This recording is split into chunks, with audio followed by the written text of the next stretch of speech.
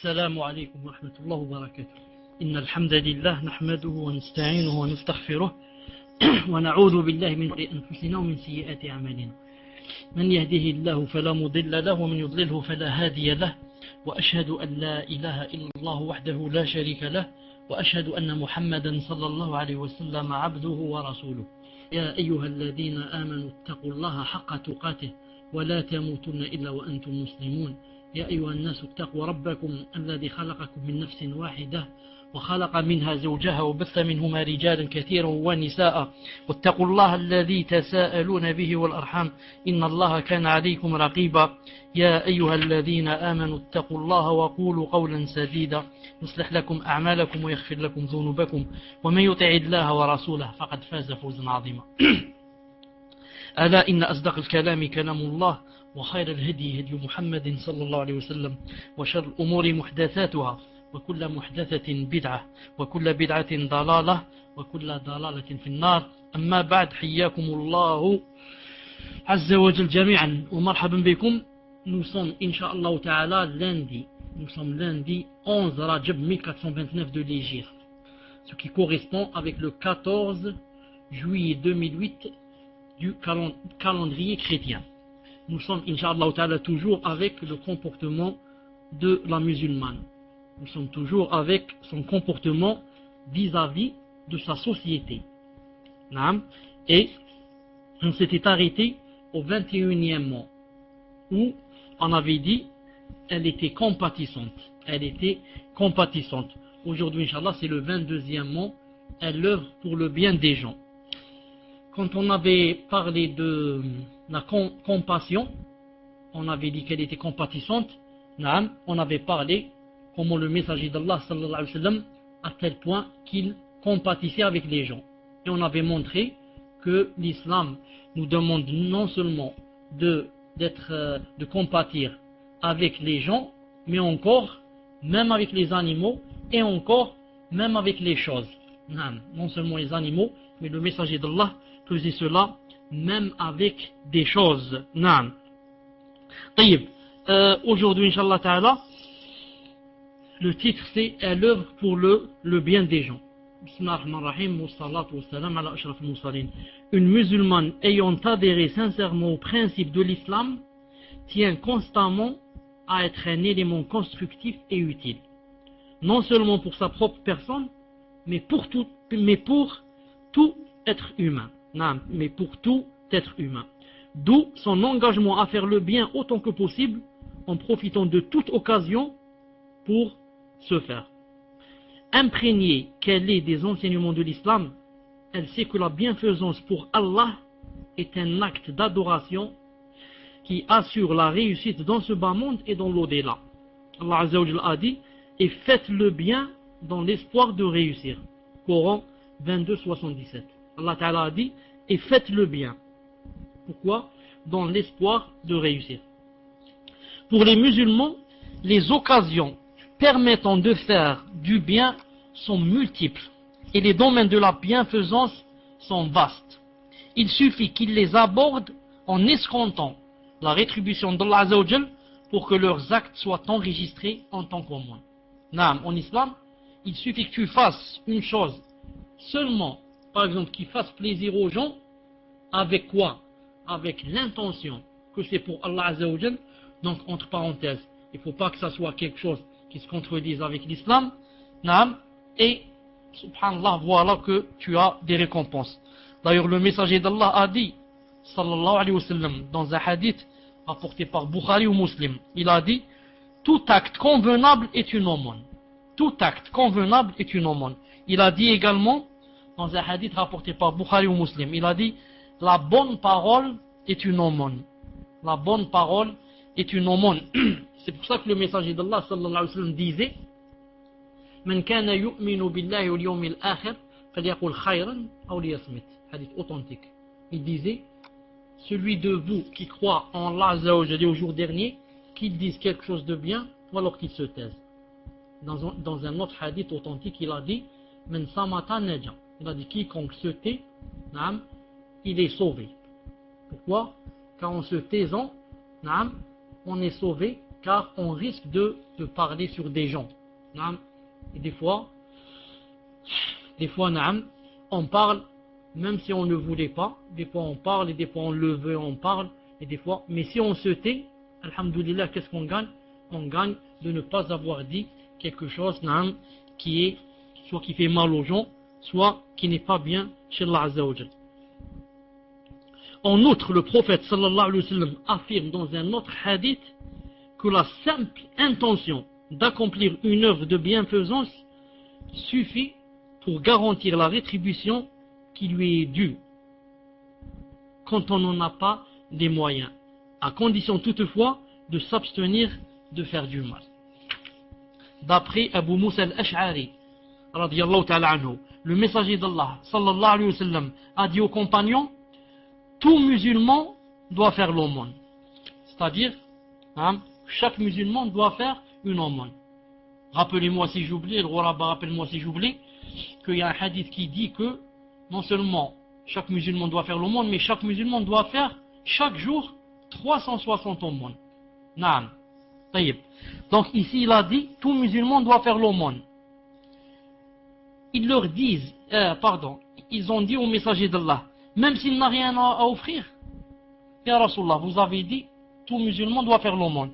Et s'il n'a rien à offrir, alors le messager d'Allah a répondu, il doit travailler de ses mains pour en bénéficier et faire ainsi l'aumône. Naam. Fais quelque chose avec tes mains et cette chose tu peux la donner par exemple aux nécessiteux. Naam. Tricote un pull au vert et donne-le à quelqu'un qui va le mettre quand il fait froid. Voilà, tu as fait l'aumône bi'idna azza wa jal. Fais cuire quelque chose et donne-la à quelqu'un qui va la manger. Voilà. On lui dit, et s'il ne peut travailler, on ne le fait pas. Ya Rasulallah, maintenant si quelqu'un ne peut pas travailler, ou alors il ne le fait pas, comment va-t-il faire l'aumône? Il répondit sallallahu alayhi wa sallam qu'il aide alors le nécessiteux en détresse. Qu'il aide alors quelqu'un qui soit en détresse. Ce n'est pas obligé que tu donnes de l'argent, ce n'est pas obligé que tu donnes de l'or. Aide quelqu'un qui est en détresse. On lui dit, et s'il ne le fait pas? Il a dit qu'il recommande le bien à autrui. Alors qu'il recommande seulement le bien à autrui. Qu'il dise à ses amis par exemple, est-ce que vous faites la prière à l'heure? Cette année, est-ce que vous avez fait la zakat? Est-ce que vous pensez à aller au Hajj, Inch'Allah Ta'ala? Est-ce que vous pensez à la Hijra? Et comme ça, il est en train de recommander le bien à autrui. Donc personne ne peut dire, je n'ai pas les moyens de faire de l'aumône. Et s'il ne le fait pas, lui demandèrent-ils. Et maintenant, s'il ne recommande pas le bien aux autres, comment va-t-il faire l'aumône? Ils ont cru que, en disant cela, peut-être que le messager d'Allah n'allait pas trouver une autre issue. Mais pour montrer que l'islam c'est tellement vaste, alors le messager d'Allah sallallahu alayhi wa sallam a dit qu'ils s'abstiennent de faire le mal, car cela constitue une aumône de sa part. Rapporté par Bukhari et Muslim. Je dis à Al-Ghuraba inshallah ta'ala de ne pas me dévancer. Barakallahu fiqh. Taïb. Ce hadith confirme que les domaines de la bienfaisance sont vastes et divers. Ma fiche mouchkil, Al-Ghuraba, ma fiche mouchkil. Toi tu es gharib, là-bas un gharib, pluriel, Ghuraba, les étrangers. Alors il n'y a pas de mouchkil inshallah ta'ala. Ce hadith confirme que les domaines de la bienfaisance sont vastes et divers. Le messager d'Allah sallallahu alayhi wa sallam commence en effet par déclarer que tout musulman doit faire l'aumône. Alors là, je vous rappelle que peut-être le Ghuraba a oublié de me faire rappeler que le messager d'Allah a dit une fois, chaque musulman doit faire 360 aumônes par jour, parce que c'est le nombre des articulations qu'on a. C'est le nombre des articulations qu'on a. Alors que le messager d'Allah sallallahu alayhi wa sallam n'était pas un médecin. Comment? Est-ce qu'il s'est assis comme ça, il a commencé à compter, il a trouvé 360 articulations. Subhanallah. Ça veut dire que c'est Allah Ta'ala qui a créé l'être humain qui lui a dit ça. Donc on doit chaque jour faire une aumône pour chaque articulation. Qu'est-ce que ça veut dire ça?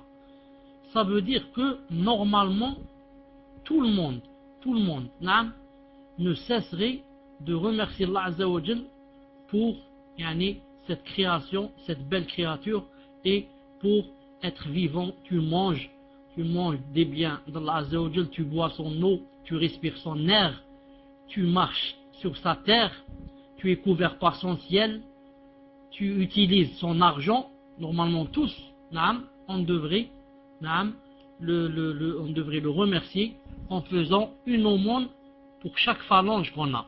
Taïb. Alors, ensuite il a dit, sallallahu alayhi wa sallam, bien sûr on est dans un autre hadith authentique, il a dit, à peu près, il a dit, maintenant celui qui ne peut pas faire les 360 aumônes par jour, alors il a dit, subhanallah, c'est une aumône, alhamdulillah, c'est une aumône, Allahu Akbar, c'est une aumône, la ilaha illallah, c'est une aumône. Et il a dit, remplace tout cela, ou bien suffit à la place de cela, 2 rak'at de duha, salat duha.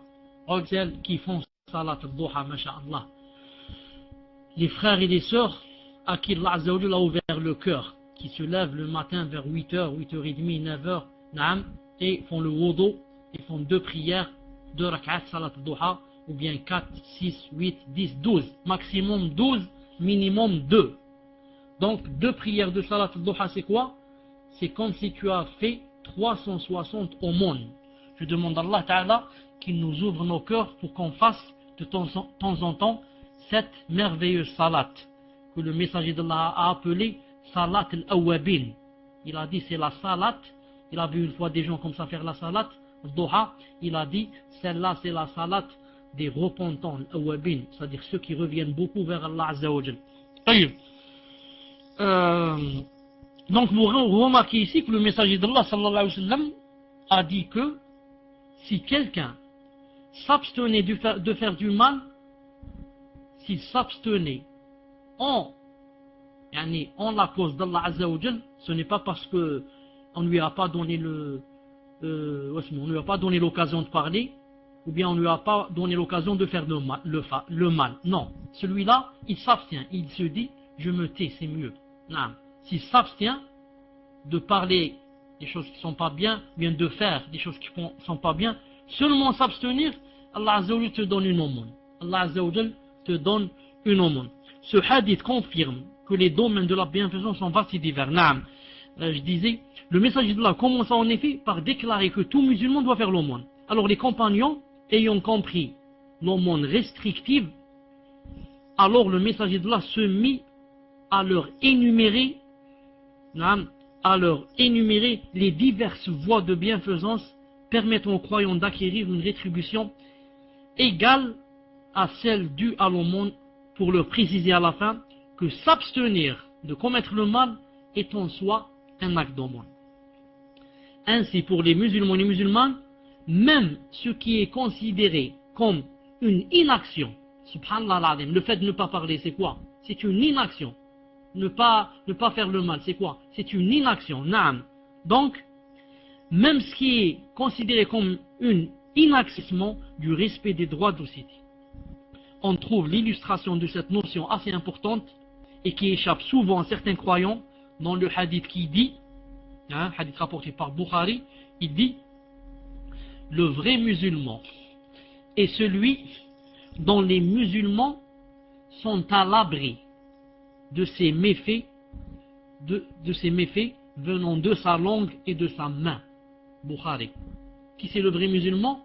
Ce n'est pas celui qui fait la prière et qui fait la prière nocturne et qui va à la mosquée, mais c'est aussi celui qui ne fait pas du tort à ses frères et à ses sœurs avec sa langue et avec sa main. Avec sa main, en le frappant, en le tuant, en le jetant par terre, en le giflant, en lui donnant un coup de poing, en le volant. Tout ça, c'est léser, faire du tort avec la main. Avec sa langue, en faisant la médisance, en faisant la calomnie, en montant sur lui, en exhortant les gens contre lui. Et comme ça. En partant de cette notion, la musulmane doit aspirer en permanence à faire le bien, tout comme elle s'abstient résolument de commettre le mal. Elle s'abstient résolument de commettre le mal. Donc vous remarquez avec moi ici que en islam, on a des récompenses des fois en faisant une action et des fois on a des récompenses en s'abstenant de faire une action. Vous avez remarqué combien c'est vaste l'islam? Des fois quand tu fais une chose, Allah Ta'ala te donne des récompenses. Et des fois quand tu ne fais pas, pour ne pas avoir fait, il te donne des récompenses. Subhanallah al-Azim. Naam. Tayyib. Vous vous rappelez peut-être une fois, j'avais bien parlé de cette chose. Et j'ai dit que, puisqu'en islam, quand on fait une chose que Allah Ta'ala aime, on a des récompenses. Et quand on délaisse une chose que Allah Ta'ala déteste, on a une récompense. Quel est le mieux? Je demande à Al-Ghurabi ibn al-Qayyim de me répondre à la place des autres. Non. Quel est le mieux chez Allah Azza wa Jal? Quand on fait quelque chose qu'il aime, non, ou bien quand on délaisse quelque chose qu'il n'aime pas. Qu'est-ce qui est préféré chez Allah Azza wa Jal? Les deux ont dit, c'est de délaisser une chose. Non. Et moi je vous dis, les deux se sont trompés. La meilleure chose, c'est Allah Azza wa Jal, c'est de faire quelque chose, c'est de faire. Car délaisser, c'est une inaction. Si tu la compares avec l'action, l'action est mieux. L'action, tu as fait quelque chose, tu as bougé. L'autre, il a seulement délaissé avec son cœur ou bien avec son corps. C'est pour ça que faire, c'est beaucoup mieux chez Allah Azza wa Jal. C'est pour ça que, aussi, ça va nous rappeler quoi? Ça va nous rappeler que, donc, si faire l'obligatoire chez Allah, c'est mieux que de ne pas faire le haram, donc le contraire aussi est valable. C'est-à-dire que celui qui fait le haram, c'est moins grave que celui qui ne fait pas l'obligatoire. Si vous voulez comparer, pour que vous compreniez bien, Adam alayhi salam, notre père, et Iblis, que Allah Ta'ala le maudisse, les deux ont fait un péché. Adam alayhi salam a mangé la pomme, enfin, la pomme, chez la plupart, mais il n'y a rien qui montre que c'est la pomme ou c'est la poire. Disons, Adam alayhi salam a mangé de l'arbre, il a fait le péché. Et Iblis, le maudit, n'a pas fait la prosternation, il a fait le péché. Quel est le plus grand péché chez Allah subhanahu wa ta'ala? Le péché de Adam ou bien le péché d'Iblis? Réponds-moi, Ghurabi ibn al-Qayyim, répondez. Quel est le plus grand péché chez Allah Azza wa Jal? Le péché d'Adam ou bien le péché d'Iblis? Le péché d'Iblis. Pourquoi? Justement parce que Iblis n'a pas fait ce qu'il fallait faire, n'a pas fait l'obligatoire, qui est la prosternation. Alors que Adam alayhi salam a fait le haram, a fait ce qu'il ne fallait pas faire. C'est pour ça que Allah Ta'ala lui a pardonné, et l'autre, il a quoi? Il l'a fait sortir des cieux, il l'a expulsé. Il l'a expulsé. Naam. Donc, si vous voulez comment vais-je dire, si vous voulez qu'on rentre un peu dans d'autres détails, regardez par exemple l'interdiction de se rebeller contre les gouvernants. Naam. Le gouvernant qui boit de l'alcool, qui fait la zina, qui vole, s'il est musulman, en islam, il est interdit de se rebeller contre lui. Et le messager d'Allah nous a obligés et ordonné à quoi? À lui obéir. À lui obéir dans les choses qui ne sont pas interdites, bien sûr. Alors que les Khawarij, qui font la prière plus que nous et le jeûne plus que nous, le messager d'Allah sallallahu alayhi wa sallam a dit, si vous les rencontrez, combattez-les.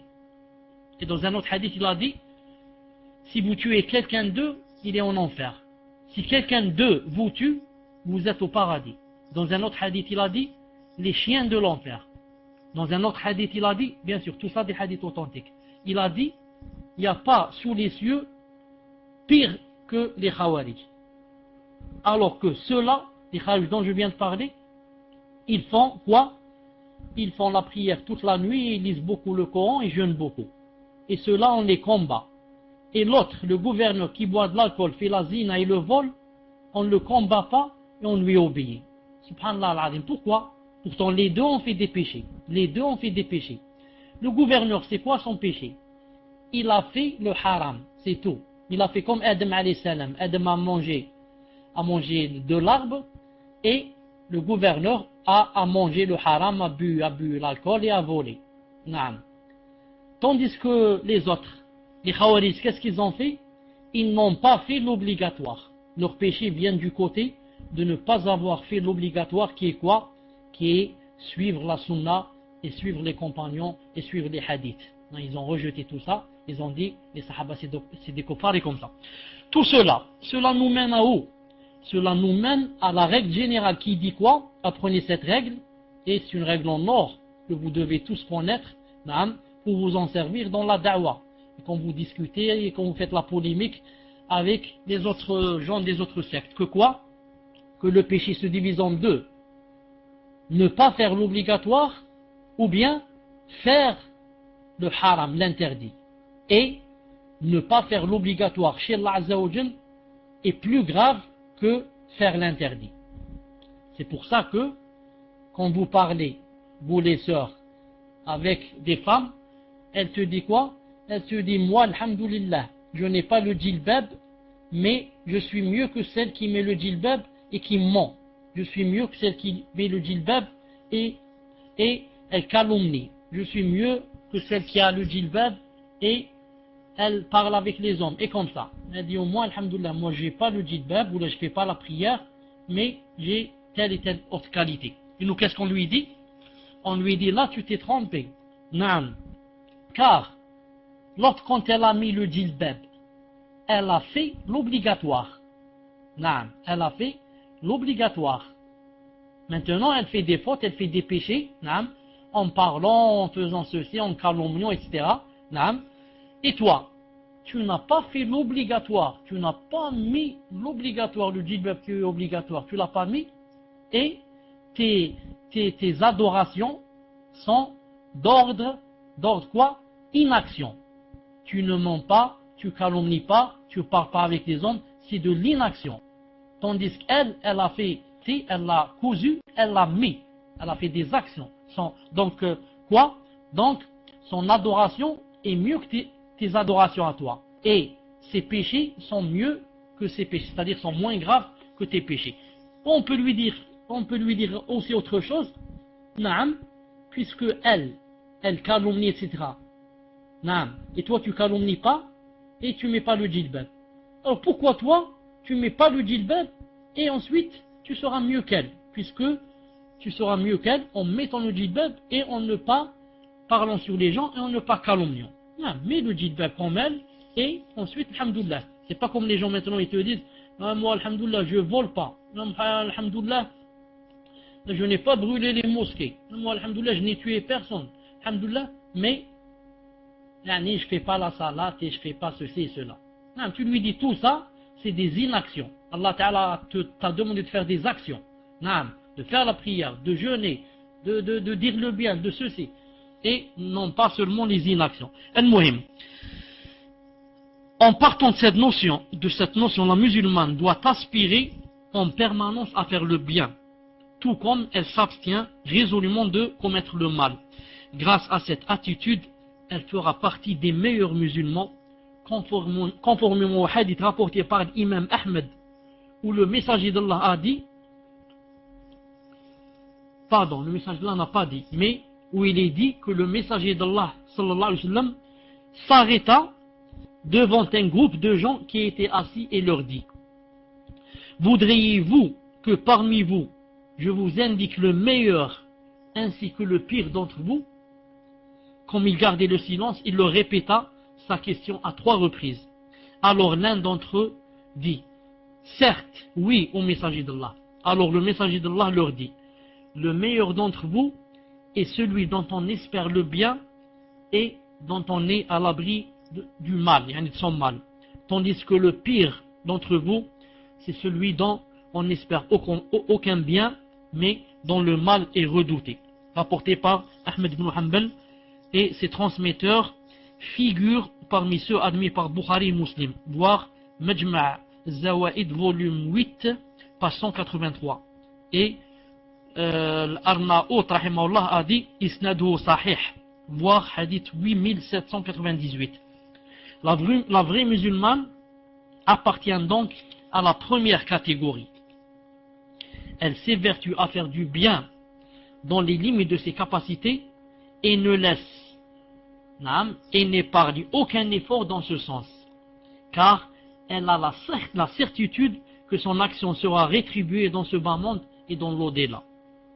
Le messager d'Allah sallallahu alayhi wa sallam a dit quiconque délivre un croyant de l'une des afflictions de ce monde, Allah le délivrera de l'une des afflictions survenant au jour de la résurrection. Et quiconque accorde des facilités de paiement à un débiteur en difficulté, Allah lui facilitera la vie dans ce bas monde et dans l'au-delà. Hadith rapporté par Muslim.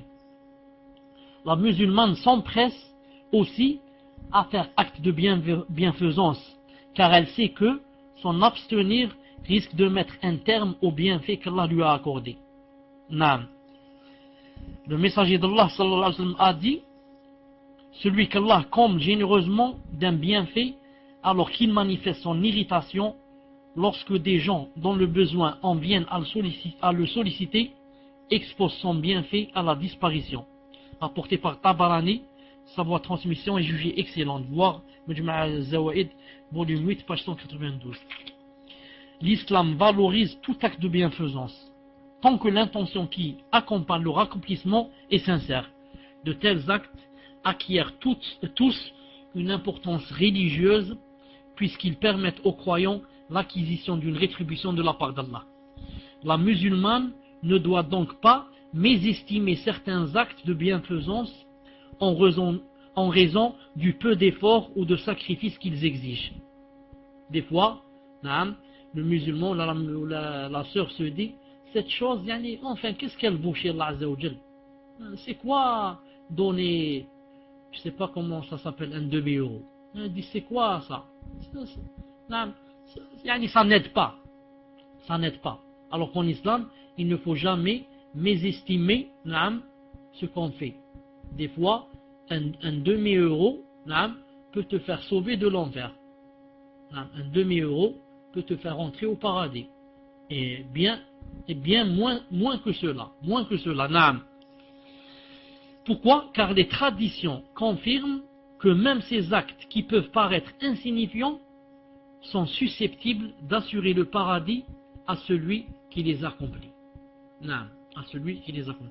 On rapporte à ce propos que le messager d'Allah a dit, j'ai vu un homme, écoutez ce hadith, j'ai vu un homme jouir des délices du paradis, c'est-à-dire quand le messager d'Allah a fait l'ascension chez Allah Azza wa Jal. Il est rentré au paradis, ça, il a vu certaines choses. Entre autres, qu'est-ce qu'il a vu? Il a vu au paradis quelqu'un en train de jouir des délices du paradis, en train de manger les fruits, boire les jus et comme ça. Pourquoi? Qu'a fait cette personne? Il a dit, pour avoir coupé un arbuste qui se trouvait au milieu d'un chemin et qui gênait les gens. Il marchait dans la rue, il a trouvé un arbuste, il a dit maintenant les gens comment ils vont faire pour passer. C'est difficile, ils doivent aller monter sur cet arbre et redescendre. Comment cela?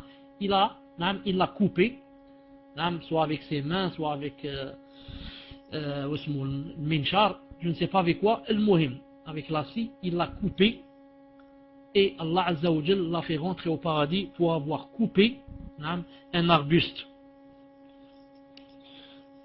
D'ailleurs le messager d'Allah, ça me rappelle qu'il a dit dans un hadith authentique, il a dit, préservez-vous de l'enfer, ne fût-ce que de la moitié d'une date.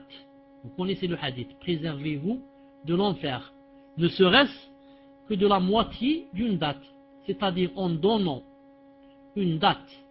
Si tu avais une date, tu l'as partagée en deux, tu prendrais toi la moitié et tu donnes la moitié à qui? À quelqu'un qui a faim. Cette moitié peut te sauver demain de l'enfer et peut te faire rentrer au paradis. La bienfaisance envers les gens a deux aspects.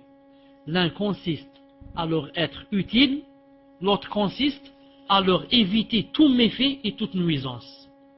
Les deux aspects ont une importance similaire, puisqu'ils appartiennent aux bonnes œuvres pour lesquelles le croyant sera rétribué.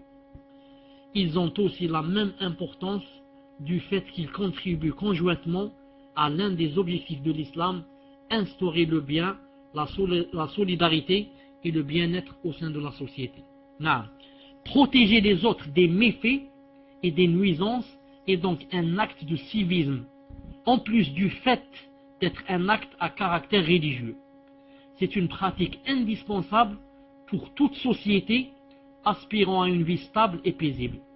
D'où les textes islamiques du Coran et de la Sunna la recommandant aux croyants et les incitant à l'observer.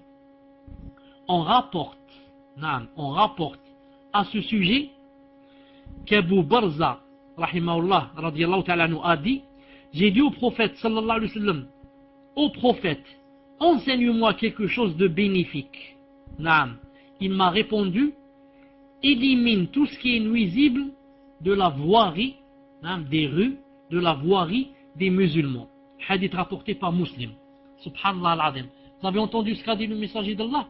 Qui quelqu'un lui a demandé: montre-moi, ya Rasulullah, montre-moi quelque chose de bénéfique, quelque chose qui me rapproche d'Allah, quelque chose qui m'éloigne de l'enfer, quelque chose qui me va rentrer au paradis. Taïb, tu veux que je te montre quelque chose? Ce n'est pas fait beaucoup de prières, ni donne beaucoup d'argent sabilillah. Non, élimine seulement tout ce qui est nuisible de la voirie, dans les chemins des musulmans. Si tu pouvais seulement dans la rue, en marchant, tu dis: Naam, je vais essayer d'éloigner tout ce qui pourrait nuire aux musulmans. Je vais éloigner toutes les peaux de banane. Je vais éloigner tous les morceaux de verre, les débris de verre qui risquent de faire tomber quelqu'un. Je vais éloigner, naam, toutes les barres de fer, naam, qui sont comme ça, qui risquent de gêner, qui risquent de blesser quelqu'un, et comme ça. Naam. Pour cela seulement, naam, quelqu'un pourrait avoir la grande rétribution demain devant Allah Azza wa Jal et son agrément. Tels sont les actes qui font de la société musulmane une société modèle, une société dont les membres se distinguent par des civilités religieuses qui leur enseignent que même le fait de dégager la voie publique de tout détritus est une bonne œuvre qui les rapproche d'Allah Azza wa Jal. Sur ce plan, la société musulmane se distingue nettement des autres sociétés humaines. Il faut dire la vérité, sur ce plan, aucune société dans le monde ne peut égaler la société musulmane. Jusqu'à présent, il y a des musulmans qui croient que les kuffars ont un bon comportement, ont un comportement qui est mieux de celui des croyants. Subhanallah al-Azim. Comme a dit Allah Ta'ala: وَيَقُولُونَ لِلَّذِينَ كَفَرُوا هَؤُلَاءِ أَهْدَى مِنَ الَّذِينَ آمَنُوا سَبِيلًا. Subhanallah, Allah Ta'ala les a cités dans le Coran. Il a dit, et ils disent aux kuffars, ceux-là, les kuffars, ils sont mieux que les musulmans. Subhanallah al-Azim. Allah Ta'ala les a cités. Il y a des gens, il y a des musulmans complexés. Il te dit, le kafir, il a, Inch'Allah, un comportement, Inch'Allah, il est gentil, il est doux, il est respectueux, il est ceci, il est cela. Naam. Et toi, pourquoi tu n'es pas comme lui? Et toi, pourquoi tu n'es pas mieux que lui? C'est pas comme lui. Tout simplement parce que toi, tu n'appliques pas l'islam. Si tu appliques l'islam, est-ce que le kafir serait mieux que toi? C'est impossible. Le kafir, c'est toi qui lui apprends. C'est toi qui lui apprends le bon comportement. C'est pas lui qui t'apprend. Mais comme nous tous, on est loin des textes coraniques et de la sunna du messager d'Allah sallallahu alayhi wa sallam, alors laissons les kuffars rire de nous. Et laissons les kuffars dire de nous qu'on a un mauvais caractère. Pourquoi? Parce que la plupart de nous, on est des menteurs. Et on a un mauvais comportement. Et on parle sur les gens. et on rate les rendez-vous. Naam. Et mille choses. C'est pour ça que maintenant on a sali et amouchi l'islam. Et les gens ne nous font plus confiance. Ils te disent je préfère être comme ça plutôt que ce barbu là-bas. Et la femme elle dit je préfère être comme ça plutôt que celle là-bas qui a sur elle je ne sais pas quoi. Elles disent une tante ou je ne sais pas qu'est-ce qu'elle dit. En Algérie ils disent la tante. Et certains disent des sœurs qui ont le niqab, ils disent voilà Zoro qui arrive. Non. Si un kafir dit comme ça, il peut être plus ou moins excusé parce que c'est un kafir. C'est Jahannam qui l'attend. Mais quand un musulman, ou là quelqu'un qui se prétend musulman, dit voilà Zoro qui arrive, à cause de son niqab, celui-là, il peut sortir de l'islam en disant cette phrase. Naam. Al-Muhim. Je disais que aucune société dans le monde ne peut égaler la société des musulmans. Mais quels musulmans? La société des vrais musulmans, de ceux qui appliquent. Non. Sur ce plan, la société musulmane se distingue nettement des autres sociétés humaines. Le civisme au sein de cette société, c'est-à-dire musulmane, est propre à la morale religieuse. C'est une adoration. Tandis que dans les autres sociétés, en Amérique, en Europe, c'est quoi? Non. Il est dicté, c'est-à-dire le civisme, il est dicté en premier lieu par des considérations purement pénales. Pénales, naam. Et c'est aussi à cause de quoi? À cause d'attirer les gens. Naam. C'est-à-dire que quand je rentre dans au Monoprix ou là dans un magasin ou là, naam, la personne va me sourire. Pourquoi? C'est à caractère lucratif. Naam. Car cette personne veut de moi de l'argent. Cette personne veut de moi que j'achète. Mais dites à cette personne de me sourire si elle me rencontre dans la rue.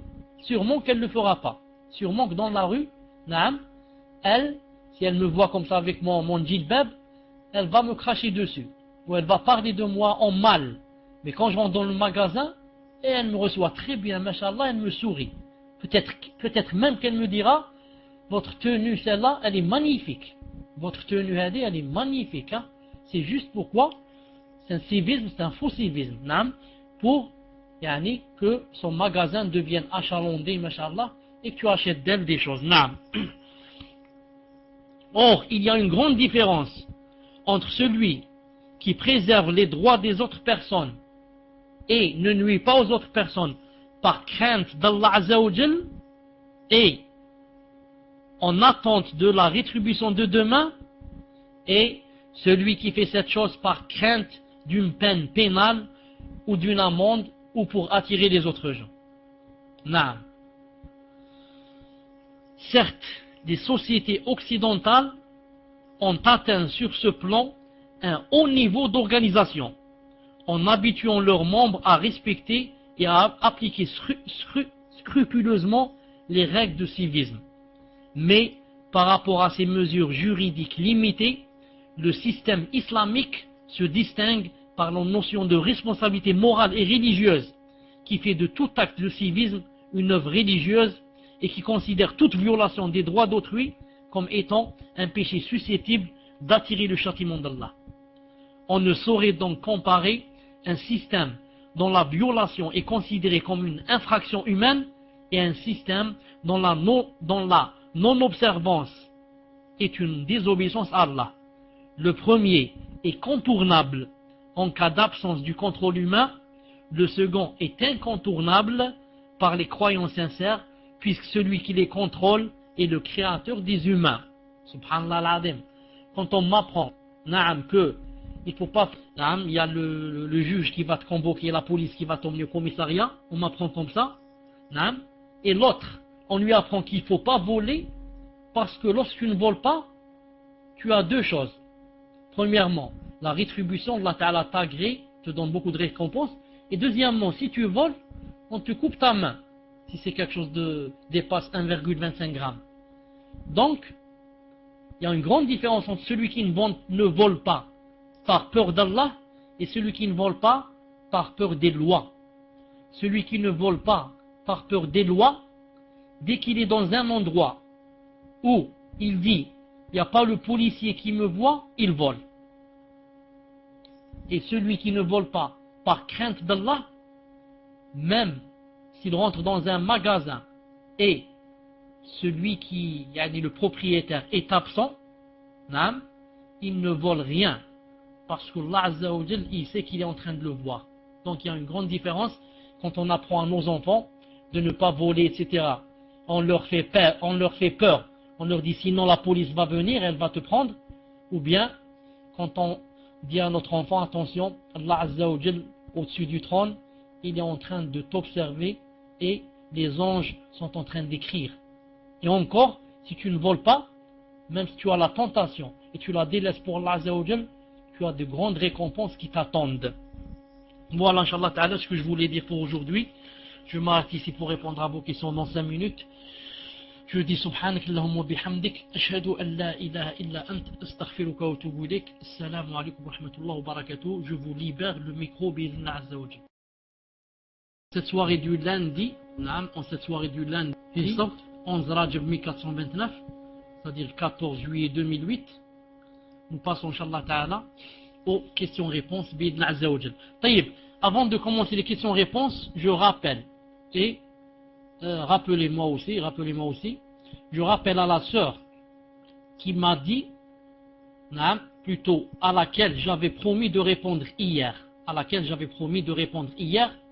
mais j'avais bien dit si je trouvais son email.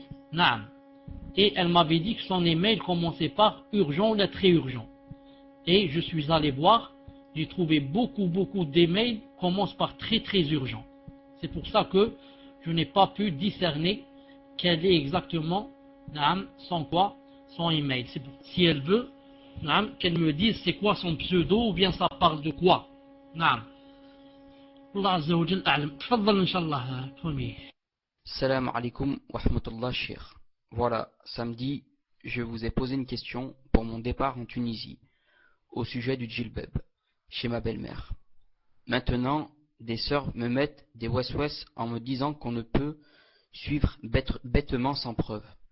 Bien que votre réponse me suffit, mais elle insiste sur le fait que le beau-frère c'est la mort et qu'alors le djilbab ne serait plus une obligation.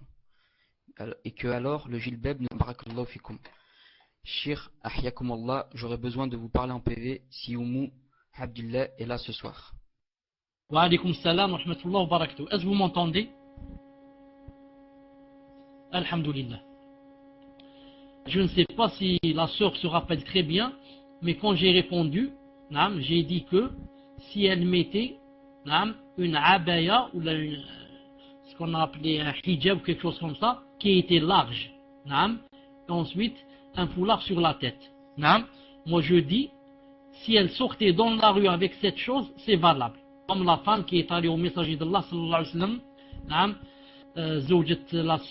la femme de Rifa'a, qui s'est plainte de lui, qui s'est plainte de Abdurrahman ibn Zubayr, qui a dit que celui-là ne fait pas confondre les hommes, etc. Et le messager d'Allah lui a dit, sûrement que tu veux revenir à Rifa'a jusqu'à ce qu'il goûte de ton miel et tu goûtes de son miel. Dans ce hadith, cette femme qui est allée au messager d'Allah, elle avait quelque chose de large, et elle avait un foulard vert sur sa tête. Donc quand j'ai dit qu'elle pouvait mettre quelque chose de large, c'est une chose large que si elle veut, elle peut sortir dans la rue. Avec. Voilà, Inch'Allah Ta'ala, la réponse. Où est l'interdiction? Je ne vois pas où est l'interdiction si en mettant une chose large dans la maison et en ayant les cheveux couverts avec un khimar qui couvre la poitrine, je ne vois pas où est le haram ici. Si quelqu'un dit que cette chose est haram, je lui demande le dalil. Je lui dis, donne-moi un dalil qui interdit cette chose, qui interdit à la femme, si elle a les cheveux couverts et si elle a quelque chose de large, même si elle commence par les épaules, elle ne commence pas sur la tête, quelque chose qui commence par les épaules, qu'on appelle dira, et large, et qui descend jusqu'aux pieds et ne montre rien, ni les formes de son corps. Si quelqu'un dit, c'est interdit de se présenter comme ça devant un homme, qu'elle donne les dalils, Inch'Allah Ta'ala, je l'attends. Minhajul Haq, on verra, Inch'Allah Ta'ala, si elle est la sœur, si elle est la sœur Abdillah, on ira, Inch'Allah Ta'ala, en PV. Naam. Tfaddal, Inch'Allah, le suivant. Salam alaikum, Sheikhana, qu'Allah vous préserve, ainsi que votre famille. Dans la ville où nous habitons, il y a beaucoup de ihwan muhflisoun, et le problème, c'est qu'une femme d'entre eux donne des harakat chaque semaine.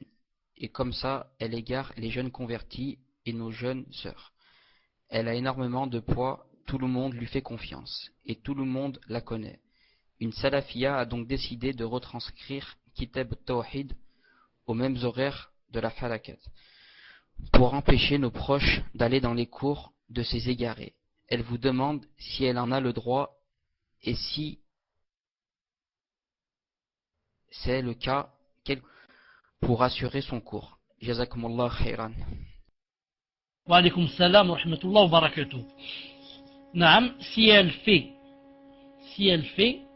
des cours, ou ce qu'elle a dit elle, aux mêmes horaires que l'autre, c'est faisable, c'est bien encore, naam, c'est bien, pour que les autres n'aillent pas à l'autre cours, mais à condition que ça soit pas, par exemple, dans la mosquée, c'est-à-dire pas les deux en même temps dans la mosquée, mais par exemple dans la maison, naam. Mais ce n'est pas la peine qu'elles disent que c'est pour détourner, non, chez elles, c'est bien, naam. C'est pour détourner les gens d'aller vers l'autre, naam. Car les gens sont nouveaux, sont nouvelles, lui font beaucoup confiance à elle, ne font pas confiance à toi ou à cette sœur, et ça va leur faire la fitna. Si elle dit ça, elle ne le dit qu'à celles qui demandent la science, les salafiyat, naam. Elle ne dit pas aux femmes âgées, aux femmes nouvelles, etc. Naam. Car ça risque de faire une fitna. Ensuite, ils vont dire à l'autre, elle a dit ceci, elle a dit cela, c'est pour te contrer, etc. Et la guerre va commencer. Mais, comme j'ai dit, elle ne le dit à personne, et elle fait en même temps qu'elle, aux mêmes horaires, pour que les autres n'aillent pas là-bas, car aller là-bas, c'est vraiment leur perdition. Ils ne vont rien apprendre à l'islam. Au contraire, ils ne vont apprendre que la politique et que les anashid, les chansons, et qu'Allah Azza wa Jal nous préserve, Inch'Allah Ta'ala. Naam. Tfaddal, Inch'Allah Ta'ala, le suivant. Mouahidine, c'est à votre tour, Inch'Allah, on vous a retiré le raid. Salam alaikum. Une femme peut-elle toucher le Coran arabe-français quand elle n'a pas les ablutions et quand elle a ses menstrues? Entre parenthèses, avez-vous eu la réponse pour la vente, s'il vous plaît? Jazakumullah khairan, hafadakumullah. Wa alaykum salam wa rahmatullah wa barakatuh. Si c'est un Coran seulement arabe, naam, elle n'a pas droit de le toucher tant qu'elle ne fait pas les ablutions. Naam.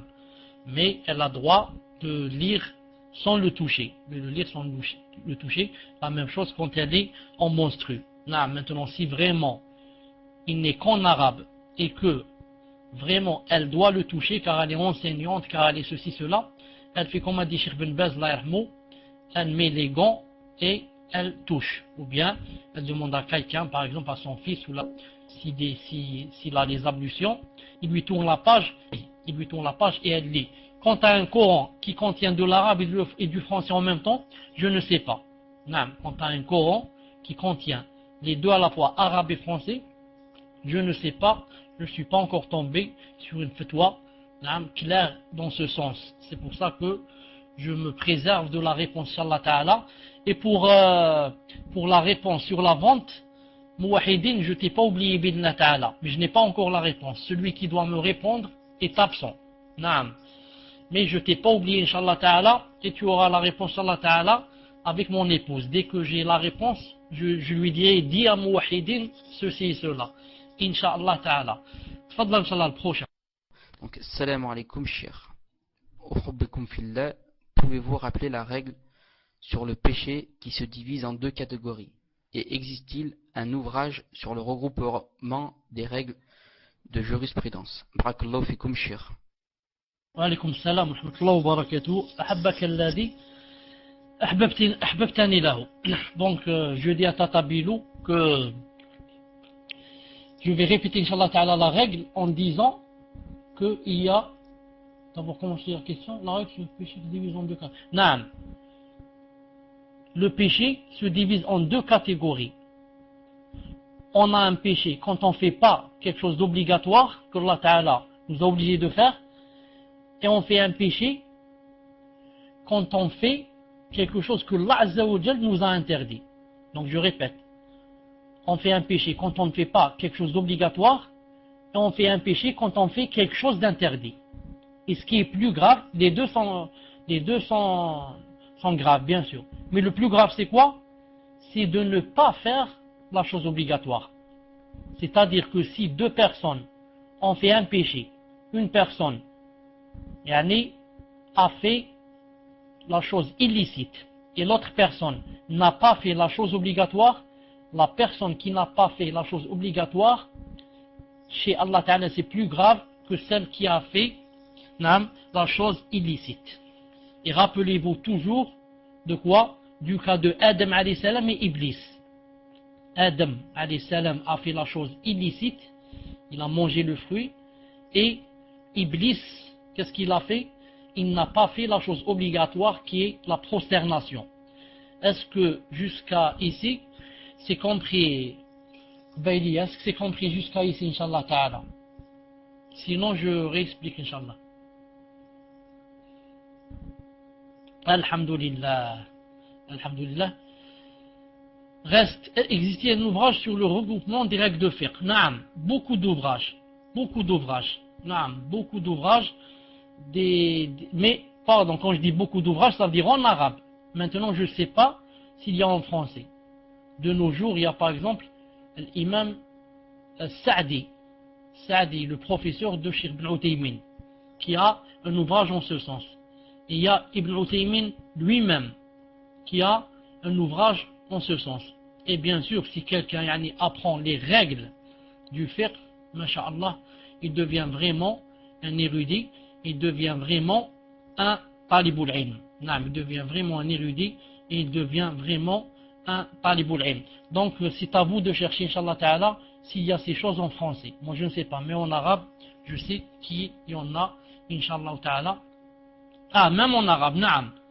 القواعد الفقهية نعم القواعد الفقهية de Cheikh Ibn Uthaymin نعم et القواعد aussi القواعد الفقهية de Cheikh Sa'di نعم ce sont les peut-être deux meilleurs livres de notre temps parce qu'ils sont faciles نعم ils sont faciles, ce n'est pas comme القواعد par exemple de Al-Qarafi ou bien القواعد de Ibn Rajab, ce sont des anciens ulama et bien sûr c'est très compliqué, mais il faut Inch'Allah Ta'ala acheter l'un de ces livres bi'idhnillahi azza wa jal. Et alhamdulillah, قواعد فقهية الشيخ بن عثيمين. نعم قواعد فقهية. نعم فقهية الأصولية. قواعد فقهية الأصولية. Attendez une seconde, je vais voir le livre, je l'ai ici, attendez une seconde, je reviens. Assalamu alaikum wa rahmatullah. Donc, quant à Cheikh Saadi, c'est le قواعد الفقهية de Cheikh Saadi. Quant à Cheikh Ibn Uthaymin, c'est Mandoma, ça s'appelle Mandoma, c'est comme une sorte de poème comme ça, une sorte de poème, c'est-à-dire ça rime. Naam, Mandoma al-fiqhiyya. Naam, vous écrivez Mandomat al-qawaid al-fiqhiyya, naam, ou al-usuliyya. Mandomat al-qawaid al-fiqhiyya ou al-usuliyya. طيب, j'ai pas terminé. J'ai pas terminé. Je donne intégralement, ça s'appelle Mandomat Usul al-Fiqh wa Qawaidi. Est-ce que quelqu'un peut écrire Mandomat Usul al-Fiqh wa Qawaidihi. Mohamed bin Salah bin Uthaymin. طيب, قبيلية سلفية. Est-ce que tu as écrit Mandomat Usul al-Fiqh wa Qawaidihi. Là c'est écrit Inch'Allah. Je ne sais pas si vous m'entendez. Mandomat Usul al-Fiqh wa Qawaidihi. Naam, alhamdulillah. Et j'espère que pendant toute cette absence, il ne s'est passé que du bien, Inch'Allah Ta'ala. Naam. Au prochain, Inch'Allah. Tfaddal. Salafia, Inch'Allah. Assalamu alaikum wa rahmatullah. Une haute demande. Concernant le divorce, si elle se remarie, à qui revient la garde des enfants? Barakallahu fikum, ahyakum Allah. Wa alaykum salam wa rahmatullahi wa barakatuh. En général, si elle se remarie, la garde revient à qui? Revient à l'homme. Naam. Ça, en général. Mais le messager d'Allah sallallahu alayhi wa sallam, comme a cité ceci Ibn al-Qayyim rahimahullah dans son livre Zad al-Ma'ad, naam, je crois le 4e, a cité que le messager d'Allah sallallahu alayhi wa sallam a donné un enfant, naam, à une mère qui s'est pourtant remariée. Elle s'est remariée et lui a donné l'enfant. Ici, Ibn al-Qayyim rahimahullah a dit, l'avis le plus juste, c'est que la femme peut garder l'enfant avec elle, si quoi? Si toutefois l'homme avec lequel elle va se remarier accepte. Naam. Si l'homme avec lequel elle va se remarier accepte l'enfant, naam, c'est vers la mère que, ou chez la mère que l'enfant a le plus de droits. Et maintenant, si l'un des deux conjoints, naam, est plus religieux que l'autre, l'enfant doit aller avec le plus religieux des deux conjoints. Naam. Wallahu ta'ala a'lam. Le suivant, Inch'Allah, tfaddal. Salam alaikum, Cheikh. Ahyakum Allah. Il y a un frère qui demande, avant de commencer de faire la prière et faire tauba, il jouait aux courses de chevaux dans un bar. Et il faisait les pas à prière et arrêtait tout ça. La question est, est-il permis de rembourser cette dette qui a 2 ans et qui est de 1500 € à ce bar? J'enregistre votre réponse, Inch'Allah. Wa alaykum salam wa rahmatullahi wa barakatuh. Est-ce que le frère est prêt à enregistrer? Si oui, qu'il m'écrive numéro 1. Alhamdulillah. Bismillahirrahmanirrahim wa salatu salam ala ashrafil mursalin. Je voulais pas te répondre, naam, je voulais te lire une fatwa du comité permanent des savants de l'Arabie Saoudite. Naam. Le livre Fatawa al-Ilmiya wal-Ifta. Donc le livre c'est Al-Fatawa du comité permanent. Volume 14, page 69. Regarde la question. Je vais la lire en arabe, ensuite vite en français. Kuntu fi sabiqi ashrabu ad-dukhan. Auparavant, il a dit, je fumais la cigarette. Wa la siyama ma yusamma bi-shisha. Et spécialement ce qu'on appelle shisha. Est-ce que vous avez chez vous shisha? Je ne sais pas si vous l'avez. On n'a pas en Algérie, mais pour ceux qui voient la télévision et connaissent et voient les films égyptiens, hein, il y a cette chose-là, qui est comme une bougie comme ça, qui est grand, un tuyau. Avec un tuyau, naam, on s'assoit en Tunisie, ça, et on commence à fumer. Naam. Les gens disent que ceux qui l'ont fumé ont fait la tauba, disent que vraiment elle est plus nuisible que la cigarette. C'est une sorte de cigarette, mais on se jette à l'intérieur des poumons, c'est presque la drogue, c'est vraiment difficile. Il a dit, je fumais chicha. Il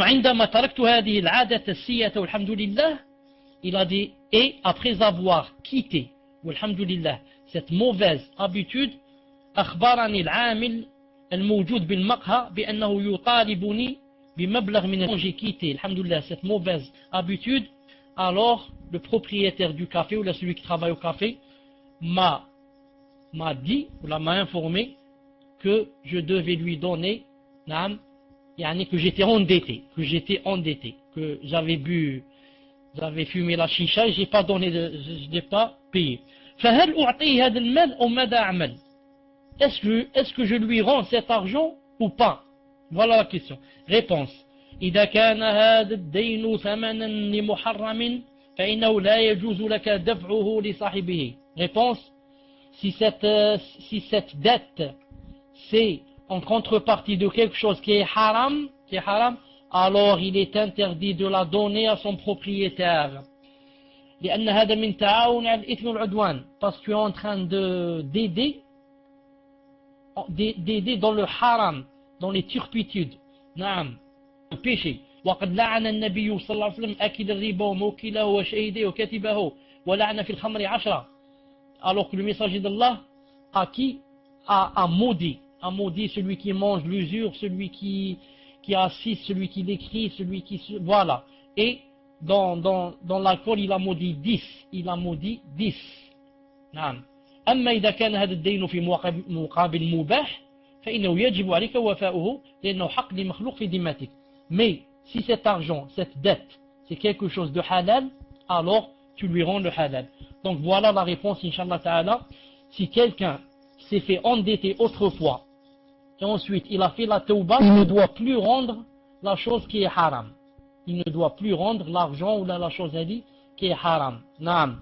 C'est comme ceux qui ont des dettes d'alcool, etc., de l'usure, etc. Ils disent maintenant j'ai fait la tauba. Qu'est-ce que je fais?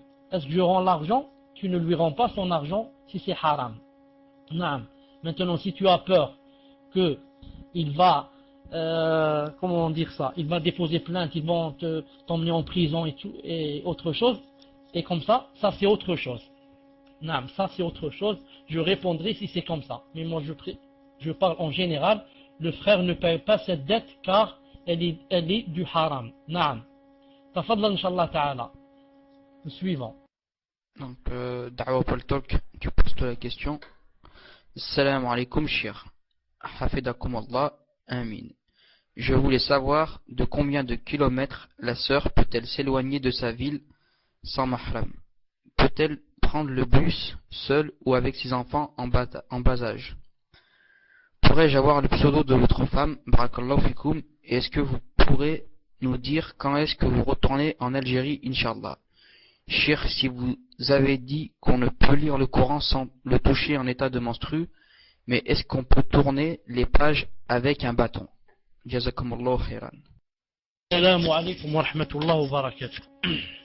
Taïb, pour le pseudo de ma femme, Inch'Allah, je vais te le donner. En ce qui concerne une femme, combien qu'elle peut marcher ou la circuler, disons, sans mahram, disons, si c'est toujours dans la ville, même si la ville, on va faire 50 km ou la 60 km, on n'est pas sorti de la ville, on peut faire tout cela sans mahram. Je répète, quand quelqu'un est dans une ville, moi je ne connais pas Paris, si Paris par exemple, si de l'est à l'ouest, par exemple, il y a 150 km, tu peux faire tout ça sans mahram, car tu n'as pas voyagé, tu es toujours dans la ville, pour celui qui habite Paris. La même chose pour Marseille. Et la même chose aussi pour ce qui est collé avec Paris, et ce qui est collé avec Marseille, et ce qui est collé avec Alger. Si j'habite à Alger, toute la banlieue d'Alger c'est Alger. Si j'habite à Paris, toute la banlieue de Paris c'est Paris. Je n'ai pas encore voyagé.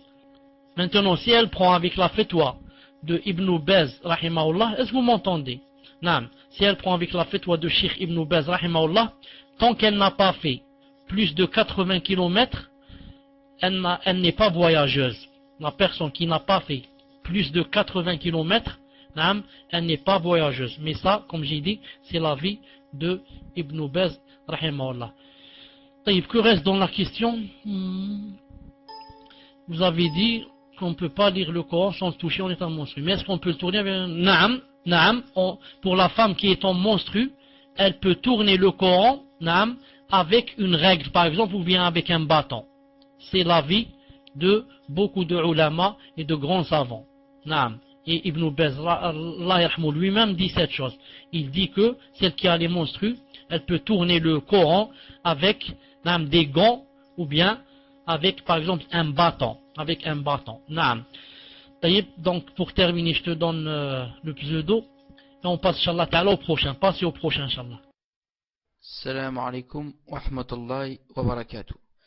Je voudrais juste vous demander si vous pouviez nous conseiller des livres sur ce qui est le plus important à apprendre dans l'islam et de les référencer sur votre site. Barakallahu fikum.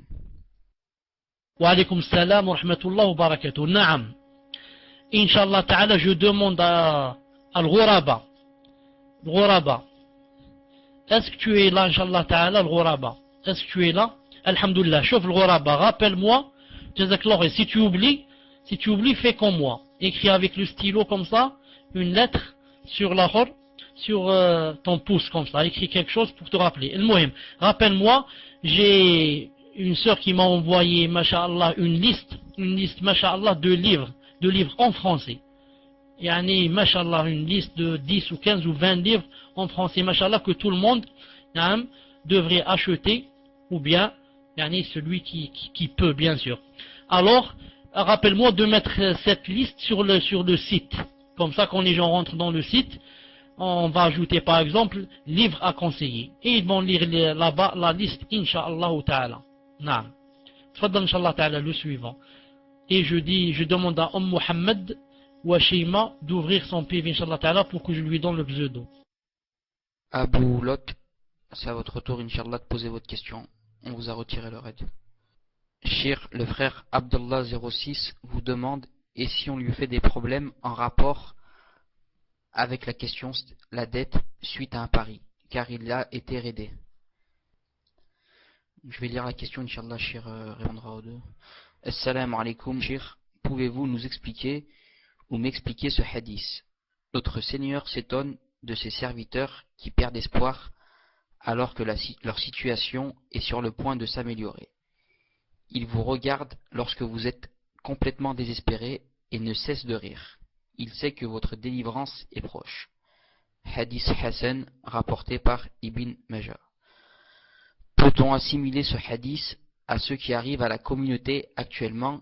Et si je peux me permettre, si vous voyez Shir Othman du Koweït, qu'Allah le protège, pouvez-vous lui passer le salam de la part d'un frère de France qui a assisté un jour à son cours en Jordanie, qui était, mashallah, sur les mises en garde contre le takfir, et la salam à tous les salafis de là-bas. Barakallahu fikum, Shir, et qu'Allah vous récompense pour ce que vous souhaitez le plus. Amin. Wa alaykum salam wa rahmatullahi wa barakatuh. Je n'ai pas compris en ce qui concerne la première question. En ce qui concerne le pari. Et je vais répondre, Inch'Allah ta'ala, à la deuxième question. Bi'idna azza wa jal. Une seconde. Hadith Salafiyya, qui m'avait demandé à mon épouse de la mettre sur la liste que je lui ai dit, et que elle a oublié, car elle oublie beaucoup. C'est pour ça que je ne sais pas si tu es sur sa liste ou tu ne l'es pas. Al-Muhim, en ce qui concerne le hadith qu'Allah Azza wa Jal s'est tourné, etc., ce hadith, je l'ai expliqué et j'ai fait spécialement un cours sur ce hadith. Pour ceux qui étaient présents, ça fait seulement un mois à peu près. Ça fait seulement un mois à peu près.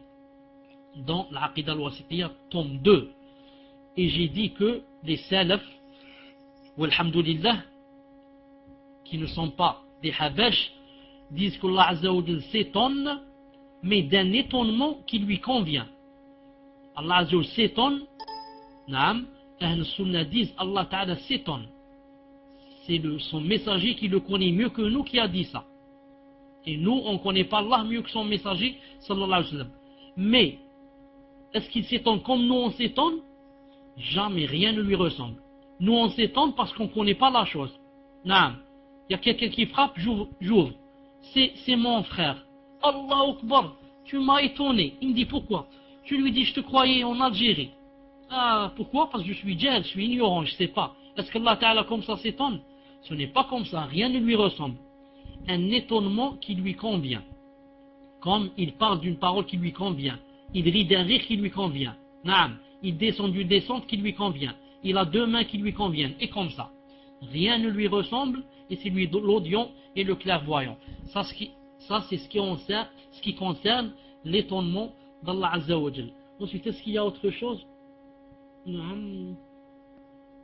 Naam. Ce hadith peut s'appliquer à ce qui arrive à la communauté maintenant. Naam. Il peut s'appliquer dans certaines situations. Naam. Et dans certains cas. Naam. Quant à Uthman, à qui tu m'as dit de passer le salam, si c'est Uthman al-Khamis, si tu parles de Uthman al-Khamis, si Inch'Allah Ta'ala je le rencontre, je lui passerai le salam bi'idnillah azza wa jal. Atfadlal le prochain. Salam alaikum wa rahmatullahi wa barakatuh ya Shir. Qu'Allah vous récompense pour le bien que vous apportez aux frères et sœurs de France. Ma question est la suivante. J'ai l'intention de faire Mukabbala avec une sœur convertie qui habite à une centaine de kilomètres de chez moi et elle n'a pas de mahram. Puis-je venir avec un imam qui puisse être son wali lors de la Mukabbala? Comment dois-je le choisir? Et puis-je la voir alors qu'il y aura le wali qui n'est pas de sa famille? Wa alaykoum salam wa rahmatullahi wa barakatuh. Je suis en train de lire la question. Naam, quand une sœur convertie veut se remarier, ou pardon, elle veut se marier, il faut que quelqu'un la marie. Si c'est quelqu'un d'officiel, naam, c'est mieux. Quelqu'un officiel, quelqu'un qui représente une ambassade musulmane, et comme ça. Sinon, ça doit être un imam, surtout si je puis dire officiel. Naam. Sinon, si elle ne trouve pas, alors elle choisira quelqu'un qui a de la science, quelqu'un qui a une certaine piété, naam, et c'est lui, naam, qui fera, Inch'Allah Ta'ala, son wali. C'est lui qui fera, Inch'Allah Ta'ala, son wali. Naam. Donc ici elle dit, puis-je venir avec un imam qui puisse être son wali lors de la muqawala? Naam. Comment dois-je le choisir? Tu choisis quelqu'un qui, mashallah, qui a de la science, qui est connu. C'est pas quelqu'un qui va faire des bid'ah, va faire des innovations du jour du mariage. Il va dire on doit lire al-Fatiha, on doit lire al-Hamdulillah, on doit faire ceci, cela. Choisis-lui quelqu'un qui est, mashallah, qui a de la science. Naam. Et Inch'Allah Ta'ala, elle lui dira, je vous ai accepté ou je vous ai choisi comme mon tuteur. Et il la mariera bi'idhna azza wa jal. Et puis-je la voir alors qu'il y aura le wali qui n'est pas de sa famille? Je n'ai pas compris ça. Je n'ai pas compris ce que ça veut dire. Puis-je la voir alors qu'il y aura la wali qui n'est pas de sa famille? Je n'ai pas compris cette chose. Non, j'attends que vous m'expliquiez. Pourrais-je la voir pendant la Mukabbala alors qu'il y aura le wali? Si tu pouvais apporter des précisions, Inch'Allah, sur pourrais-je la voir, c'est-à-dire voir quoi, qui sera un imam. Je pense que voilà. Elle, quand elle doit rentrer, naam, elle doit mettre son djilbab. Et, naam, elle doit mettre son djilbab. Et est-ce que cette personne se cache le visage? Naam. Maintenant, Sami, dis-moi, est-ce qu'elle a le visage caché? Naam. Donc, naam, elle montrera son visage seulement, à celui qui veut la demander. Si toi tu es présent, naam, tu te mettras de façon à ce que tu ne vois pas son visage quand elle rentre. Naam. Si elle rentre, toi tu restes de côté comme ça, de façon à ce que tu ne vois pas son visage. Le wali devra se retourner alors. Naam. Même le wali, il n'a pas le droit de la voir. Naam. Elle doit montrer son visage comme ça. Elle lève le niqab en face de celui qui doit la voir. De toute façon, même le wali, je veux dire ici une chose, le wali, si jamais il verra son visage, si le wali voit son visage, ce n'est pas grave en ce sens que il est responsable d'elle devant Allah Azza wa Jal que c'est lui qui l'a mariée. Au moins pour la connaître, et si jamais il se passe quelque chose, il dit naam, c'est celle-là que j'ai mariée, parce que il la connaît. Maintenant, s'il ne voit pas son visage, peut-être qu'il ne va pas connaître c'est qui celle-là. Naam. Si lui il voit, naam, il a des excuses, mais toi, naam, tu n'as pas le droit bi'idhnillah subhanahu wa ta'ala. Naam. Tfaddal inshallah ta'ala le prochain. Naam, Hishir, il a dit que tu pouvais voir que son visage. Nordine 30, c'est à ton tour, Inch'Allah. Salam alaikum, Shir. Est-ce que dire le défaut d'un frère à un autre frère, ça rentre dans la médisance? Est-ce que le recueil de hadith du Shir Albani, rahimahullah, existe en français? Jazakumullah khairan. Wa alaykum salam wa rahmatullah wa barakatuh. Le fait de dire que tel frère a un défaut quand il est absent, ça rentre dans la médisance. Sauf, c'est quoi? Sauf si ce frère, il ne cache pas ce défaut et il fait comme ça devant tout le monde. C'est comme celui qui a un défaut, par exemple, de fumer la cigarette. Et il fume comme ça devant tout le monde. Il n'a pas honte devant tout le monde. Celui-là, si on dit X fume la cigarette, on n'a pas médit sur lui. Car c'est une chose qu'il fait comme ça devant tout le monde. Non, il n'a honte ni d'Allah ni des gens. Et aussi, il est permis. C'est la deuxième situation. Il est permis de parler du défaut de quelqu'un qui est absent si on veut par exemple mettre en garde contre lui. Non, si on veut mettre en garde contre lui. C'est un innovateur, ou là il veut demander la main d'une amie qu'on connaît bien alors qu'on sait qu'il a un grand défaut. Non, on peut dire cela, ça ne rentre pas dans la médisance. Un défaut qui peut atteindre un défaut à notre frère. Je n'ai pas que ça veut dire ça. Non, j'espère que vous avez compris ce que je veux dire, Inch'Allah Ta'ala. Prochaine question, Inch'Allah. Minhajul Haq, c'est à votre tour. On vous a retiré le raid. Salam alaikum wa rahmatullahi ya Sheikh. Ahsan Allah alaikum. Voici le cas d'une sœur de France. Une sœur est mariée depuis 8 ans. Depuis maintenant 8 ans. Et dernièrement, son mari l'a mise à la porte de son foyer sans ses enfants. Et la sœur a demandé à une personne qui lui a dit qu'elle était divorcée. Est-ce vrai, Cheikh? Et le soir même, le mari est venu chercher sa femme chez la mère de la sœur. Le problème maintenant, c'est que la sœur ne veut pas retourner chez son mari car celui-ci est violent avec elle physiquement. Il la frappe souvent et lui a carrément démoli le visage. Et donc la sœur a peur pour sa vie. Alors Cheikh, elle vous demande que doit-elle faire. Barakallahu fikum ya Cheikh, de lui conseiller. Hafidakumullah ya Cheikh, puis-je me permettre d'enregistrer la réponse pour la sœur min fadlikum. Naam. Est-ce que, Inch'Allah Ta'ala, vous êtes prêts pour l'enregistrement? Alhamdulillah. Je dis à cette sœur, Inch'Allah Ta'ala, de ne pas revenir vers son mari, jusqu'à ce que il reconnaisse devant sa famille à elle que jamais il ne la retouchera et que ils vont lui mettre comme condition que s'il la refrappe, ils vont la lui enlever. Naam. Surtout le visage qui est absolument interdit de toucher. Naam. Subhanallah al-Azim. Le messager d'Allah sallallahu alayhi wa sallam n'a jamais frappé une de ses femmes, et encore moins au visage. Mieux encore, il a dit, de se marier avec Abu Jahm, car c'était quelqu'un qui frappait les femmes. Il lui a dit, je te conseille pas, ne te marie pas avec celui-là. Il frappe les femmes. Subhanallah. Donc celle-là, je lui conseille de serrer un peu les boulons de son mari. Elle lui dit, je reviens pas, qui te diront que si jamais tu lèves encore une fois la paix, surtout au visage, alors je te quitterai définitivement. Elle patiente depuis 8 ans, Miskina. Miskina, elle a des récompenses, à cause des enfants. Pardon, elle n'a pas d'enfants.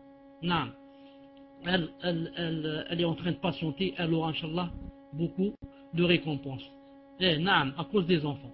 Mais je lui dis que, le fait d'être frappé, ce n'est pas permis en islam.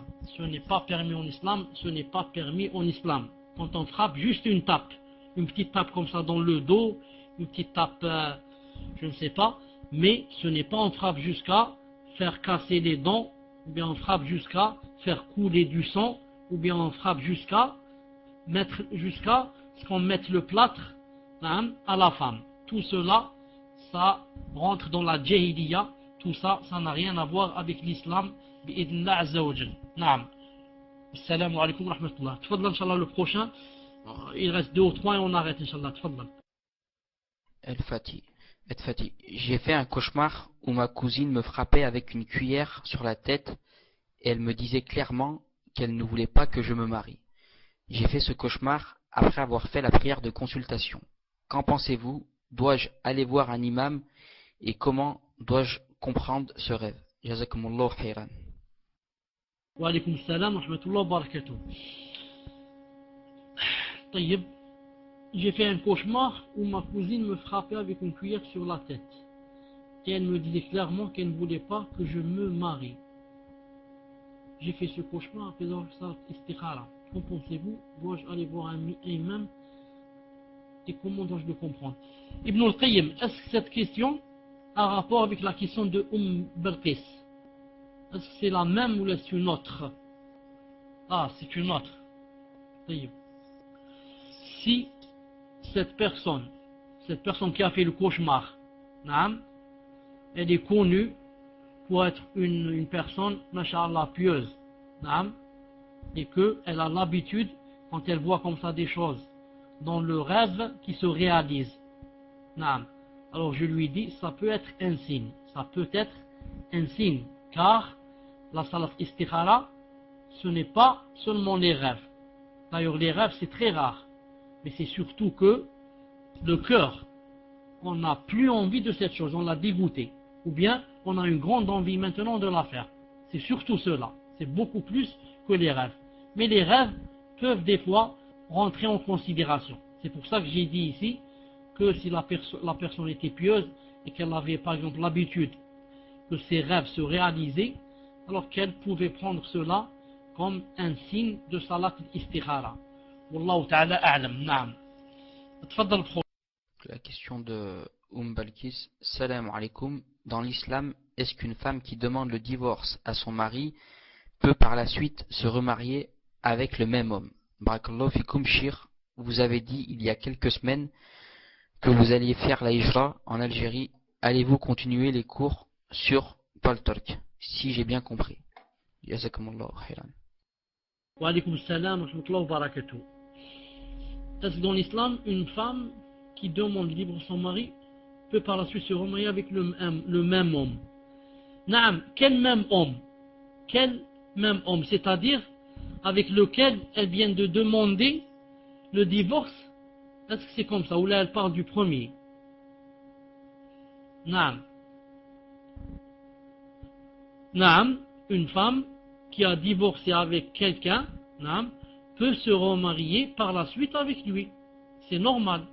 Elle peut se remarier par la suite avec lui. C'est très normal. Il n'y a rien qui interdit cela. D'ailleurs, le messager d'Allah n'a-t-il pas dit à la femme de Rifa'a? Il lui a dit, je crois que tu veux revenir à Rifa'a.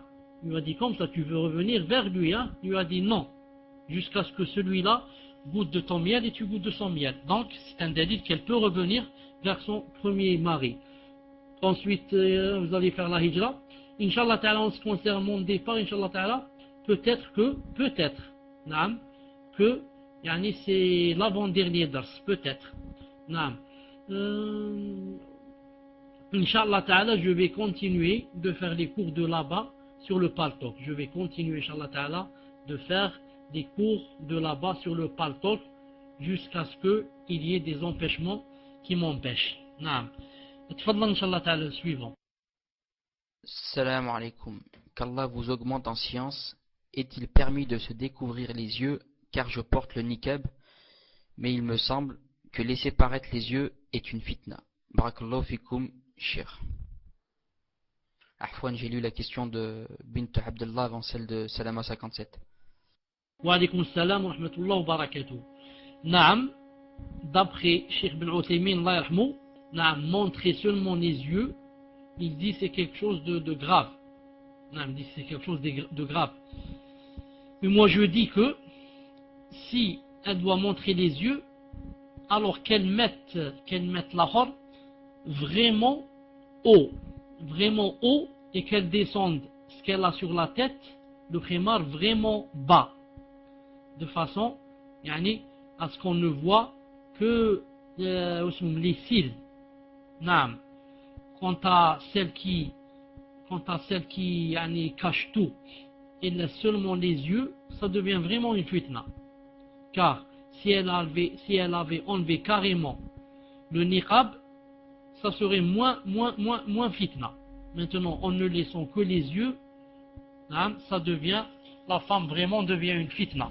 C'est pour ça que si elle veut montrer ses yeux, alors qu'elle fasse monter le niqab au plus haut de ses yeux jusqu'aux cils qui sont en bas, et elle fait descendre ce qui est sur sa tête jusqu'aux cils qui sont en haut. Comme ça, on ne voit vraiment que les cils et ses yeux. Wallahu ta'ala a'lam. Tfaddal Ibn al-Qayyim. Salam alaikum wa rahmatullah Cheikh. Est-il permis pendant la salat de tourner un peu son visage pour regarder dans le Coran un verset qu'on a oublié? Est-ce qu'Allah Ta'ala détourne son visage de nous lorsqu'on fait cela? Barakallahu fikum. Wa alaykum salam wa rahmatullah wa barakatuh. Je n'ai pas, faut dire la vérité, je n'ai pas compris comment que dans la salat on regarde à droite pour voir le Coran. Est-ce que ça veut dire que le Coran est ouvert? Le Coran est ouvert et il est à notre droite? Est-ce que c'est comme ça? Est-ce qu'on a un livre ouvert et il est à notre droite?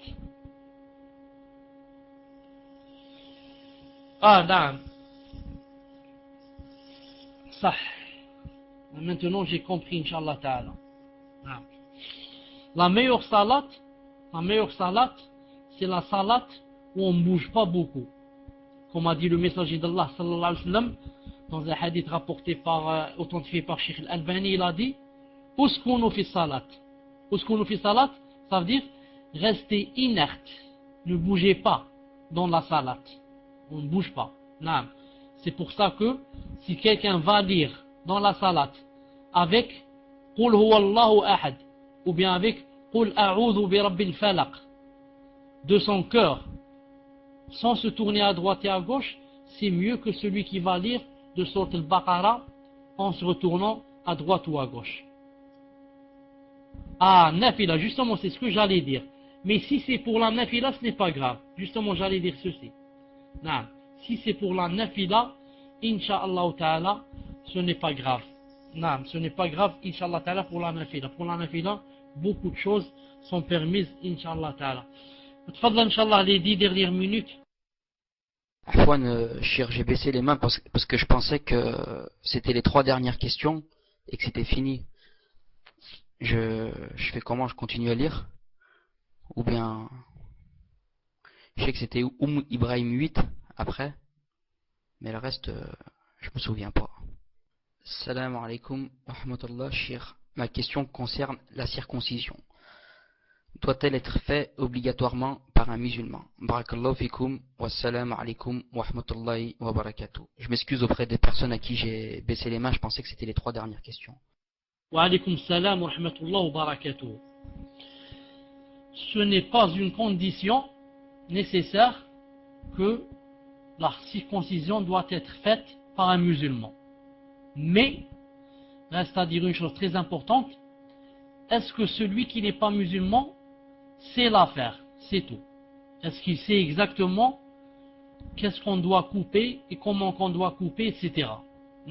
C'est pour cela que s'il y a un kafir qui sait faire la circoncision, ce n'est pas interdit de la faire chez lui. Mieux encore, si ce kafir sait mieux la faire que le musulman, on la fait chez le kafir.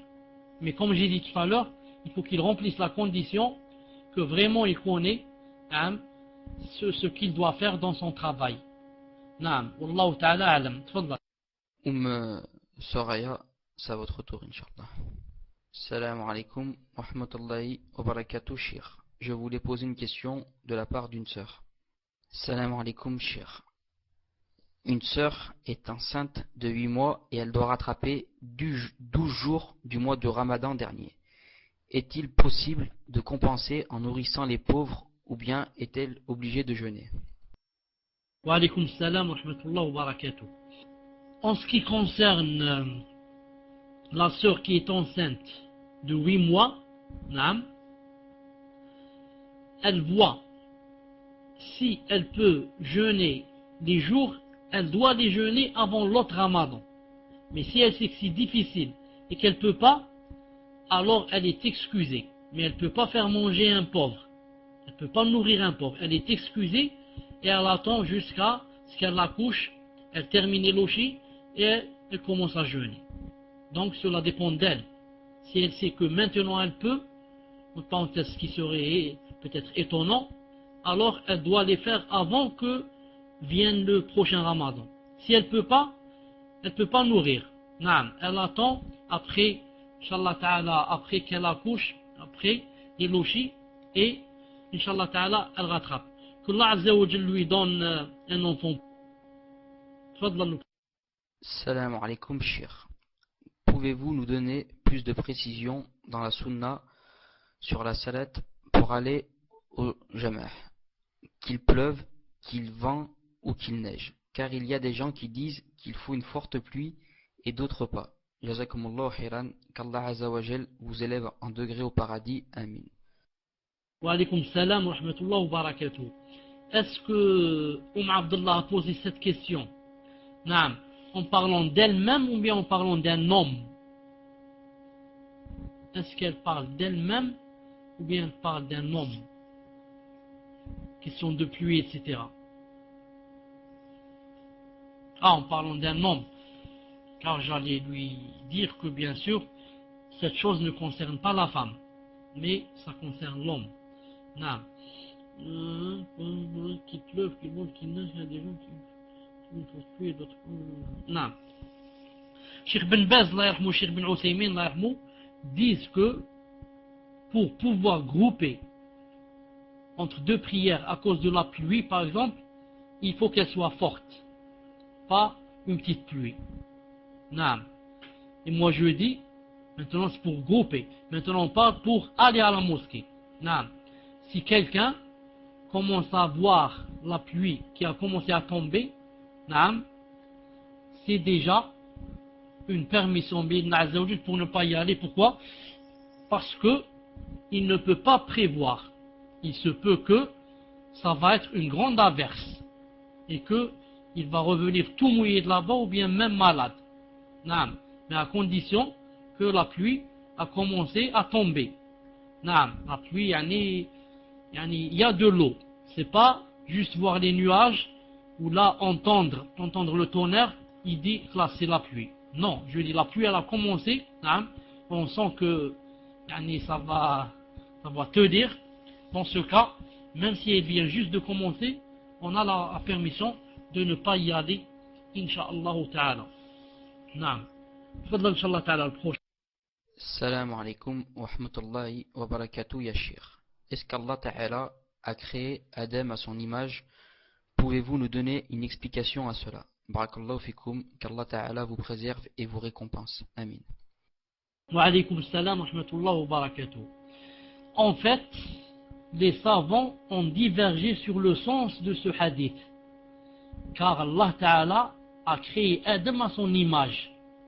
Est-ce que ça veut dire à l'image d'Allah ou bien à l'image de Adam? Qu'est-ce que ça veut dire ici son? Ça se rapporte à quoi? À Allah ou bien ça se rapporte à Adam? Non? Certains savants comme Imam Twijri, rahimahullah, le Alam, et Rajih, si je ne me trompe pas, disent que ça revient à Allah, à l'image d'Allah Azza wa Jal. Naam. Parce que le messager d'Allah a vu quelqu'un frapper quelqu'un sur le visage. Il lui a dit ne frappe pas le visage. Naam, Allah Ta'ala a créé Adam à son image. Et d'autres, comme Cheikh Al-Albani, dit que c'est l'image de qui? C'est l'image de Adam alayhi salam et pas l'image d'Allah Azza wa Jal. Naam. Et si on prend avec cet avis, ça veut dire quoi? Allah Ta'ala a créé Adam à son image. Ça veut dire, même si Cheikh Ben Uthaymin a dit que Imam Ahmed a dit que ce que je vais dire, c'est les Jahmites qui ont dit ça, mais malgré cela, il y a des savants qui ont dit cela. C'est quoi? Regardez, nous tous, on a été créés par étapes. On était liquide, ensuite on est devenu comme si c'était dans le Coran. Ensuite, de l'eau, de la chair, de l'os, ensuite ça a été recouvert par de la chair, et ensuite bébé, et ensuite on commence à grandir et comme ça. Mais Adam alayhi salam a été créé naam, à son image. Naam. Il n'a pas été créé comme nous. Est-ce qu'il est passé par les étapes qu'on passe nous? Jamais. Allah Ta'ala a choisi une image de Adam et il a insufflé de l'âme à l'intérieur et il a été éternué, il s'est mis debout directement. Il a été créé directement à son image. Naam.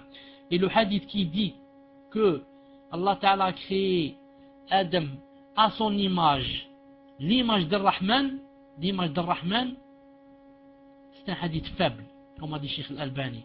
Car si ce hadith était authentique, alors il n'y aurait plus eu de divergence. C'est-à-dire à l'image de Rahman. Rahman c'est Allah. Mais je vous avertis que ce hadith est faible. À la sorte, Ar-Rahman est faible. Naam. Naam.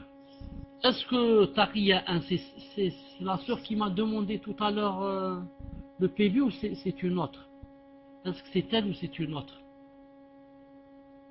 C'est elle, naam. On passe à l'autre question le temps que je vois si elle est présente. Car il y a mon épouse, il y a son pseudo qui est dans la liste. Mais je ne sais pas si elle est là.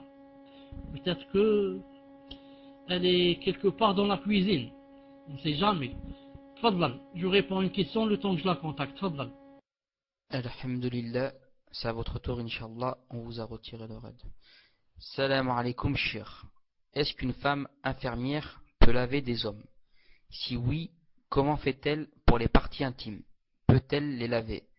Tout en sachant que cette sœur n'a personne pour subvenir à ses besoins. Barakallahu fikum, shir. Alaykoum salam wa rahmatullah wa barakatuh. J'ai noté la réponse de Alhamdulillah. Naam, pour lui répondre quand je demanderai au savant, Inch'Allah Ta'ala. Naam, je lui répondrai, Inch'Allah Ta'ala, quand je demanderai au savant, Inch'Allah Ta'ala. Tfadlal, dernière question. Salam alaikum. Je suis marié depuis plusieurs années, un frère, mashallah. Seulement, il y a quelque temps, je l'ai surpris en train de faire des perversités vraiment très très graves. Je l'ai surpris en train de regarder des femmes nues sur Internet, des choses vraiment très choquantes. Et il m'a manqué aussi beaucoup de respect par la suite lors des rapports conjugaux. Je lui ai fait plusieurs nasihas, j'ai patienté, mais je l'ai surpris encore une autre fois. Depuis, j'ai comme du dégoût pour lui, je ne veux plus rester marié avec lui, car je suis blessé et humilié, il ne veut pas me divorcer. J'aimerais savoir ce que je peux faire. Dois-je patienter tout en sachant que je n'éprouve plus rien pour lui à cause de ce qu'il a fait?